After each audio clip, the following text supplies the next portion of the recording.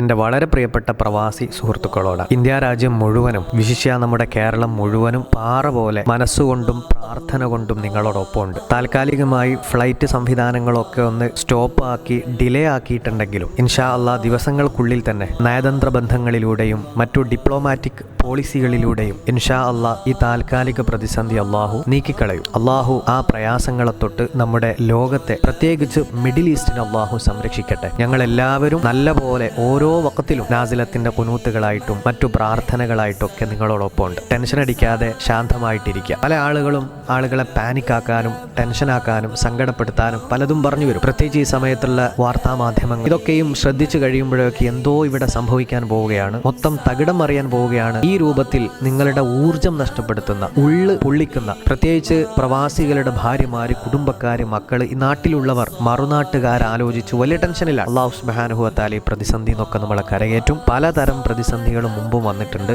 നമ്മളൊക്കെയും നിങ്ങളോടൊപ്പം പാറ പോലെയുണ്ട്. ടെൻഷൻ അടിക്കാതെ അവനവന്റെ പ്രാർത്ഥനകളിലും കർമ്മങ്ങളിലുമായിട്ട് കഴിച്ചുകൂടുക. നിങ്ങളെല്ലാ പ്രവാസി സുഹൃത്തുക്കളും അവരുടെ കുടുംബക്കാർക്ക്, അവരുമായി ബന്ധപ്പെട്ടവരിലേക്കൊക്കെ ഈ വീഡിയോ എത്തിച്ചു കൊടുക്കുക. പലരും കരച്ചിലും ടെൻഷനിലുമാണ്. യാതൊരു ടെൻഷനും വേണ്ട. മനമുരുകി റബ്ബിനോട് ദുആ ചെയ്യുക. അല്ലാഹു സുബ്ഹാനഹു വ തആല ഈ പ്രതിസന്ധി അല്ലാഹു എത്രയും പെട്ടെന്ന് പരിഹരിക്കട്ടെ. ശത്രുക്കളായ അമേരിക്കയുടെയും ഇസ്രായേലിന്റെയും ചതികളെ തൊട്ട് അല്ലാഹു നമ്മുടെ ഉമ്മത്തിന് സംരക്ഷണം നൽകട്ടെ.